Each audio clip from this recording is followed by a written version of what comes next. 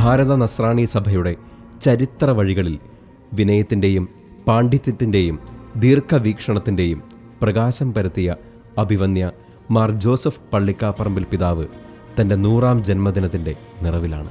ഒരു നൂറ്റാണ്ടിൻ്റെ നന്മ മുഴുവനും ഹൃദയത്തിൽ ആലേഖനം ചെയ്ത അഭിവന്യ മാർ ജോസഫ് പള്ളിക്കാപ്പറമ്പിൽ പിതാവിന് മുൻപിൽ പാലാ രൂപത ഇന്ന് കൈകൾ കൂപ്പുകയാണ്.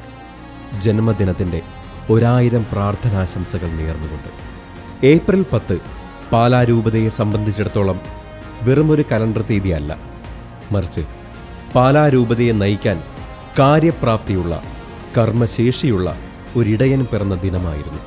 പിതൃവാത്സല്യത്തോടെയും തികഞ്ഞ ഉത്തരവാദിത്ത ബോധത്തോടെയും പാലാ രൂപതയെ നനച്ചു വളർത്തിയ ഒരു നൂറ്റാണ്ടിൻ്റെ കഥ ഈ ഇടയൻ്റെ ഹൃദയത്തിൽ ഇന്നും സ്ഫുരിച്ചു നിൽക്കുന്നുണ്ട്.